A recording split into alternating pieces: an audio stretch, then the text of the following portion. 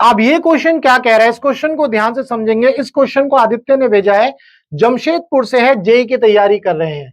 Question बोल रहा है a cylinder and A ways of same mass with a vertical face touching each other.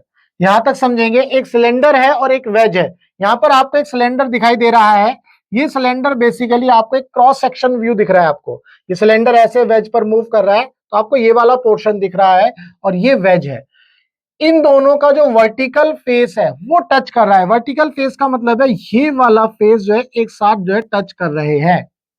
ये आपको समझना है। ये वर्टिकल फेस है, यानी कि ये सिलेंडर के सरफेस से ये क्या बना रहा है, टेंजेंट बना रहा है। एक तरह से इस सर्कल से एक तरह से क्या बना रहा है, टेंजेंट बना रहा है। ये दोनों जो है move along to smooth inclined plane. ये दोनों जो है इंक्लाइंड प्लेन के अलोंग मूव कर रहे हैं। अब ये मूव किस तरह से कर रहे हैं, या तो ये सिलेंडर ऊपर मूव करेगा या ये सिलेंडर नीचे मूव करेगा। ऐसे ही ये वेज या तो ऊपर मूव करेगा या नीचे मूव करेगा। लेट से हमने ये मान लिया ये सिलेंडर जो है नीचे की तरफ मूव कर रहा है और इसका एक्सीलरेशन AC ले लिया, और जो वेज है ये ऊपर की तरफ मूव कर रहा है। लेट से इसका एक्सीलरेशन AW ले लिया। ठीक है, तो हमने जो है इनके एक्सीलरेशन मान लिए। ये जरूरी नहीं है कि मैंने जो डायरेक्शन ली एक्सीलरेशन की वही आपको लेनी है, आप इसका उल्टा भी ले सकते थे। इससे घबराने की जरूरत नहीं है। अब ये जो इंक्लाइन प्लेन है फॉर्मिंग द सेम ये sum angle alpha and beta respectively with horizontal. यहां पर आप देख रहे हैं इंक्लाइन प्लेन इसके साथ अल्फा बना रहा है, ये बीटा बना रहा है। और एक और बात, ये दोनों इंक्लाइन प्लेन या दोनों जो ये इंक्लाइन प्लेन है ये दोनों कैसे है, फिक्स्ड। ये मूव नहीं हो रहे। जब ये मूव नहीं होंगे तभी तो या तो वेज ऊपर जाएगा सिलेंडर नीचे, वेज नीचे जाएगा तो सिलेंडर ऊपर, कुछ ऐसी सिचुएशन बन रही होगी। बट ये वेज जो है फिक्स है। Determine the force of normal and exerted by the ways. हमें जो है फोर्स ऑफ नॉर्मल निकालना है, कि नॉर्मल फोर्स निकालना है by the ways on the cylinder. चूंकि ये वेज और सिलेंडर के बीच में ये कांटेक्ट पॉइंट है, तो ये वेज जो है सिलेंडर के ऊपर इस डायरेक्शन में नॉर्मल फोर्स लगाएगा। ठीक है जी। अब एक्शन रिएक्शन पेयर की मदद से अगर हम समझने की कोशिश करें, या न्यूटन का जो तीसरा नियम है उसकी वजह से समझने की कोशिश करें, तो जब वेज सिलेंडर के ऊपर नॉर्मल रिएक्शन लगाएगा तो ये सिलेंडर भी इस वेज के ऊपर नॉर्मल रिएक्शन लगाएगा, कुछ इस तरह से। उम्मीद करता हूं यहां पर आपको ये सिचुएशन समझ में आ गई। ठीक है, अब हम क्या करने वाले हैं, अब यही चीज हम यहां पर देखेंगे, यहां पर समझेंगे। लेट से ये वेज जो है इस सर्कल यानी कि इस सिलेंडर पर कुछ इस तरह से नॉर्मल रिएक्शन लगा रहा है, आपको ये समझना है। उसके बाद जो वेज के ऊपर ये सिलेंडर लगा रहा है नॉर्मल रिएक्शन, वो ये लगा रहा है, दोनों N है, ये दोनों की वैल्यू क्या है, N, एक्शन रिएक्शन पेयर। इसके बाद यहां पर आप देखेंगे तो वेज जो है ऊपर की तरफ मूव कर रहा है और सिलेंडर जो है नीचे की तरफ मूव कर रहा है, ये आपको पता है। इसको समझने के लिए लेट से मैंने एक लाइन ड्रॉ करी, ये लाइन ड्रॉ करी तो वेज जो है ऊपर की तरफ है, वेज का मोशन, तो मैंने ये वेज का मोशन ऊपर की तरफ ले लिया, AW। ठीक है जी। अब जो सिलेंडर है वो नीचे की तरफ मूव कर रहा है, तो लेट से ये AC। ये एंगल कितना होगा और ये वाला एंगल कितना होगा, ये आपको सोचना है। सोचो, ये एंगल अल्फा है तो ये एंगल इस हॉरिजॉन्टल के साथ अल्फा ही तो होगा, तो ये एंगल आपको अल्फा मिल गया और ये वाला एंगल आपको बीटा मिल गया। अब आप क्या करोगे, इसका ये कंपोनेंट देखोगे, ये कंपोनेंट कितना होगा जी, AW cos अल्फा। अब आप यहां पर क्या करोगे, यहां पर करोगे AC cos beta, AC cos beta. ठीक है जी, आपने जो है ये एक्सीलरेशन के कंपोनेंट बना लिए। अब आप यहां ध्यान से देखेंगे, अगर मैं सिलेंडर की बात करूं तो सिलेंडर के ऊपर नॉर्मल रिएक्शन इस डायरेक्शन में लग रहा है, ये N। सिलेंडर के ऊपर नॉर्मल रिएक्शन किस डायरेक्शन में लग रहा है, इस डायरेक्शन में, ये हो गया आपका N। और जो वेज है उसके ऊपर नॉर्मल रिएक्शन किस डायरेक्शन में लग रहा है, इस डायरेक्शन में, तो यहां पर मैं इसको इस तरह से बना लेता हूं N। ठीक है, अब मैं यहां पर वेज कंस्ट्रेंट की इक्वेशन लिखूंगा। मैं क्या करूंगा, यहां पर वेज कंस्ट्रेंट की इक्वेशन लिखूंगा। वेज कंस्ट्रेंट इक्वेशन वो कैसे लिखेंगे जी, ये आपको समझना है। वेज कंस्ट्रेंट की इक्वेशन कैसे लिखेंगे, हम लिखेंगे वर्चुअल वर्क मेथड से। Virtual work method. अगर आपको वर्चुअल वर्क मेथड समझना है तो आप चैनल पर जाओ और सर्च करो वर्चुअल वर्क मेथड लिखो, तो आपको वीडियो मिलेगी वहां पर वर्चुअल वर्क मेथड की, उस वीडियो को आप देखो, वहां से आपको वो कॉन्सेप्ट समझ में आ जाएगा। तो वर्चुअल वर्क मेथड में हम क्या करते हैं, summation of tension into displacement, ये क्या होता है, जीरो। अगर मैं एक बार डिफरेंशिएट कर दूंगा तो टेंशन इनटू वेलोसिटी जीरो, ठीक है। Summation of tension into acceleration, ये भी जीरो, एक बार फिर से डिफरेंशिएट कर दूंगा। यहां पर ये टेंशन फोर्स है, ये टेंशन यहां मतलब स्ट्रिंग के केस में टेंशन होती है, इस केस में अगर मैं इसको नॉर्मल के से कंपेयर करूं तो मैं ये भी लिख सकता हूं summation of normal into acceleration that is equal to zero, मैं ये भी तो लिख सकता हूं। तो मैं इस तरह से वेज कंस्ट्रेंट की इक्वेशन लिखने वाला हूं। तो अब आप ध्यान से देखेंगे, यहां पर नॉर्मल रिएक्शन एन यहां है, ए सी कॉस बीटा दोनों अपोजिट डायरेक्शन में है, तो इनकी वजह से क्या आ जाएगा, minus N into a c cos beta, ठीक है। इसकी वजह से देखो एन और ए डब्ल्यू कॉस अल्फा दोनों सेम डायरेक्शन में, तो प्लस आ जाएगा एन इंटू ए डब्ल्यू कॉस, कॉस कितना है जी alpha, that is equal to zero. N से एन उड़ा दो तो इसका मतलब आपको ये मिल जाएगा a c cos beta that is equal to a डब्ल्यू कॉस अल्फा।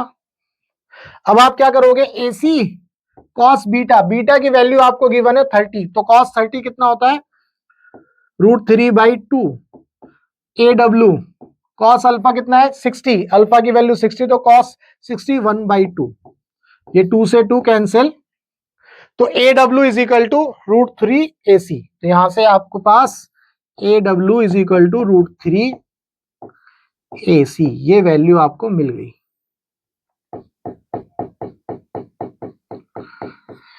ठीक है जी, तो हमने जो है इसको कैसे सॉल्व किया है, हमने जो है यहाँ पर वर्चुअल वर्क मेथड को लगा करके सॉल्व किया है, ठीक है। हमारे पास ये रिलेशन आ गई, A W is equal to √3 AC। अब हमें तो क्या निकालना है, ये एन की वैल्यू निकालनी है, ये एन की वैल्यू कितनी होगी ये हमें पता लगाना है। अब ध्यान से देखेंगे, देखो चूंकि ये वेज और ये जो इंक्लाइन प्लेन है, इन दोनों के बीच में भी तो नॉर्मल रिएक्शन लग रहा होगा, वेज और इंक्लाइन प्लेन के बीच में यहां पर भी तो नॉर्मल रिएक्शन कुछ इस तरह से लग रहा होगा, ये अगर मैं बनाऊं तो कुछ इस तरह से लग रहा होगा नॉर्मल रिएक्शन, ठीक है। और इसके ऊपर जो है नॉर्मल रिएक्शन ऐसे लग गया, और इस जो वेज है, वेज के ऊपर ये नॉर्मल रिएक्शन लगा, इस वेज का वेट डाउनवर्ड एक्ट करेगा mg, इस वेज का वेट जो है डाउनवर्ड एक्ट करेगा। तो अब मैं यहां पर इसको जो है बनाने की कोशिश करता हूं, तो ध्यान से देखेंगे, ये हो गया नॉर्मल रिएक्शन ये वाला, लेट्स से n डैश बोला इसको, इस वेज का जो वेट है वो डाउनवर्ड एक्ट कर रहा है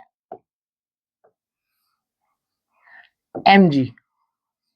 अगर हम ध्यान से देखें तो ये क्या हुआ, ये हम जो है इस इंक्लाइन प्लेन के अलोंग हम जो है इसके कंपोनेंट ब्रेक कर देंगे। अगर ये एंगल अल्फा है, कौन सा था, ये एंगल अल्फा था, तो ये एंगल भी हमारा अल्फा हो जाता है, ये एंगल भी हमारा क्या हो जाएगा, अल्फा हो जाएगा। जब ये एंगल अल्फा हो गया तो कितना हो गया भाई, ये एंगल, सॉरी ये एंगल अल्फा नहीं होता, ये होता है अल्फा, ये एंगल अल्फा। तो यहां से कंपोनेंट बनेंगे, तो ये कंपोनेंट बनेगा आपका mg cos alpha, mg cos alpha, और एक कंपोनेंट आपका इस डायरेक्शन में बन जाएगा mg sin अल्फा। उम्मीद करता हूं ये कंपोनेंट आपने ब्रेक किए, अब आपको यहां से कुछ इक्वेशन मिलेगी आपको, ठीक है।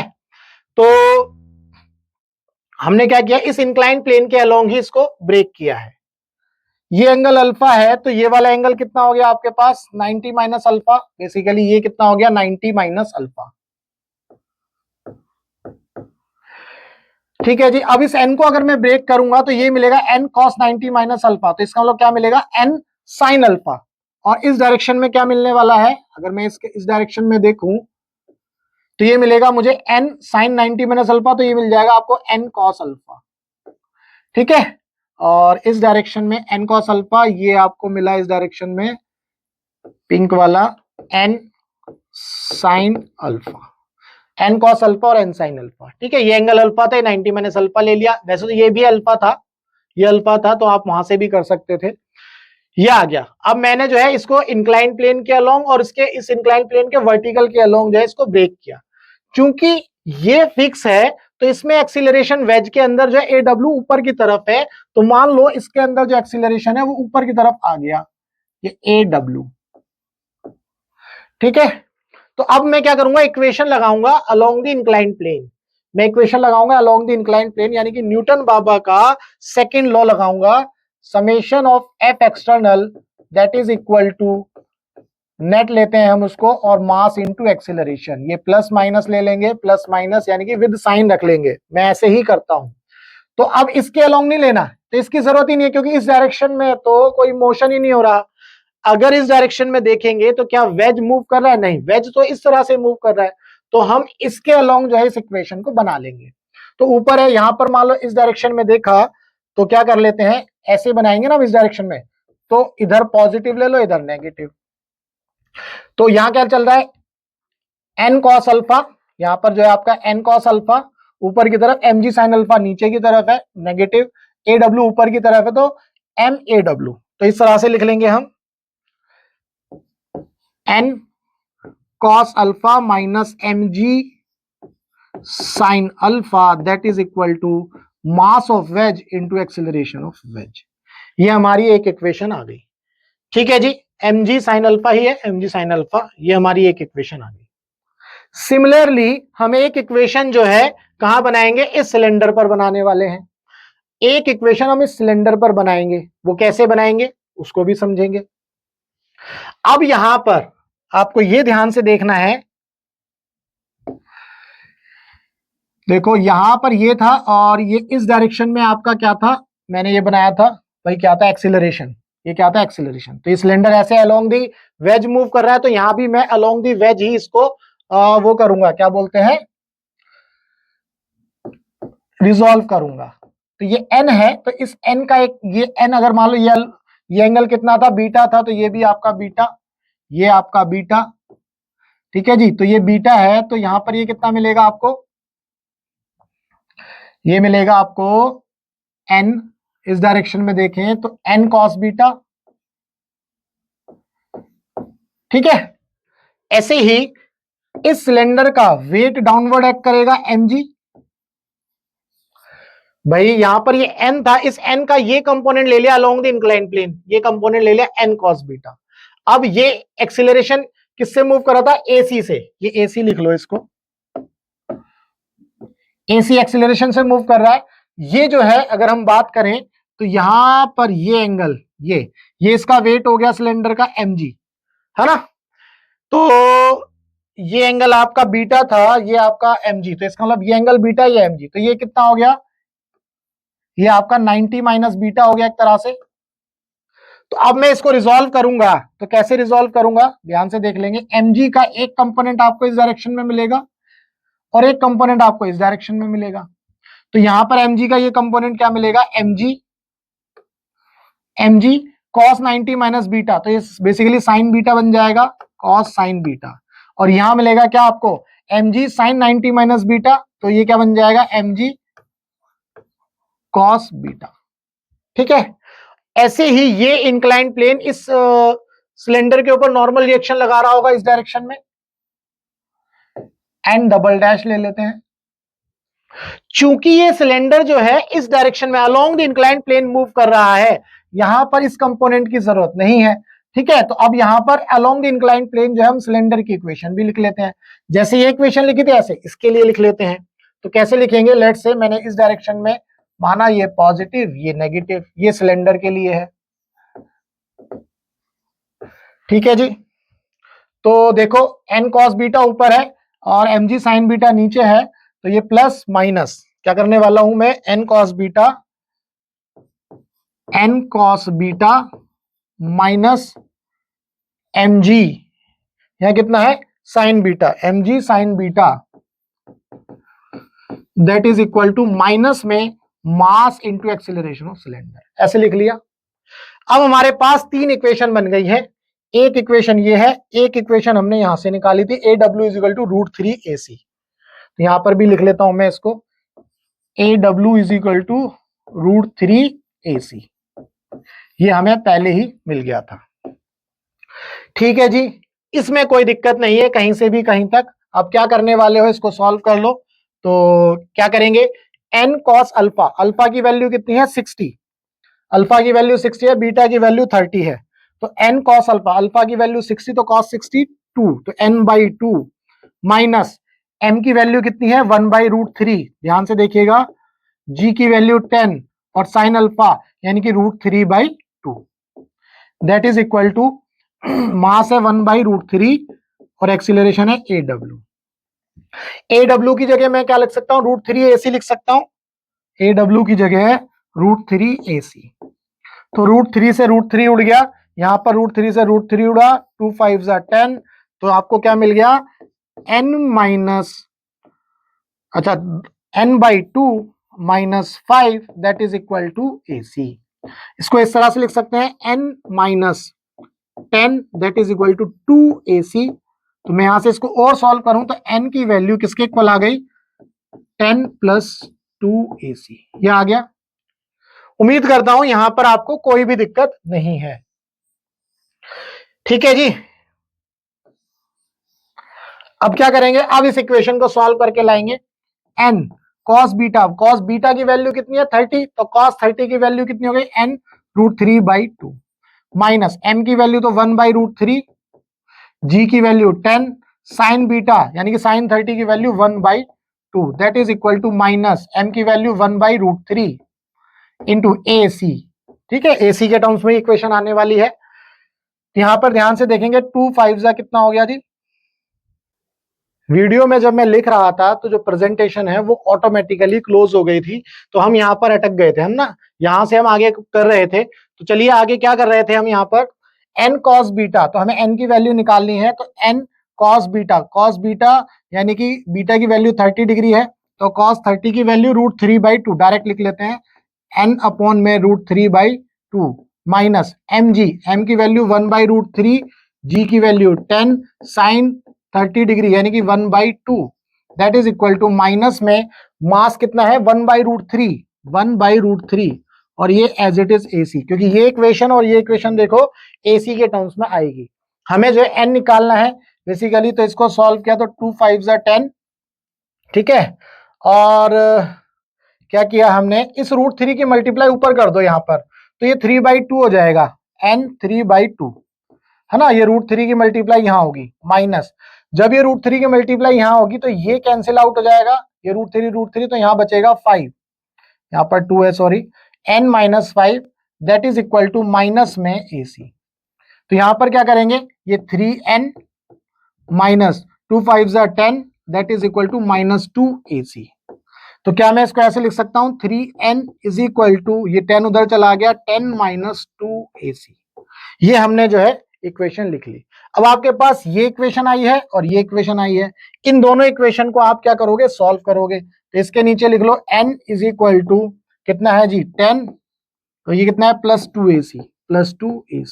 अब आप ध्यान से देखो ये पूरा का पूरा कैंसिल आउट हो गया, तो 3n और एक n 4n, यहां कर लेते हैं 4n इज इक्वल टू 10 और 10 20, तो 20, तो n की वैल्यू कितनी आ गई 5 न्यूटन।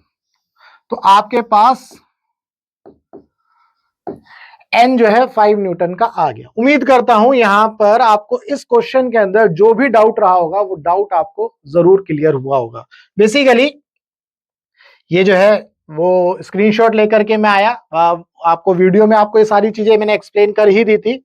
तो यहां पर जो वेज है इस सिलेंडर के ऊपर नॉर्मल रिएक्शन इस डायरेक्शन में लगा रहा है। तो उम्मीद करता हूं यहां पर आपको इस क्वेश्चन के अंदर जो भी डाउट था वो डाउट आपका क्लियर हुआ। अगर इसके बावजूद भी कोई डाउट है तो आपको करना क्या है, इस नंबर पर व्हाट्सएप करना है। हमारा मकसद है टीच फ्री फॉर इंडिया, यानी कि आप इंडिया के किसी भी कोचिंग सेंटर में पढ़ते हो, चाहे आकाश में, एलन में, PW में, पिटजी में, कहीं भी, और आपका फिजिक्स के अंदर चाहे वो थ्योरी हो या क्वेश्चन है, आपका डाउट है तो आपको करना क्या, आपको इस नंबर पर व्हाट्सएप करना है। हम आपके डाउट का बेस्ट वीडियो सॉल्यूशन आपको बना करके देंगे। तो चलिए मिलेंगे हम अपने नेक्स्ट डाउट में।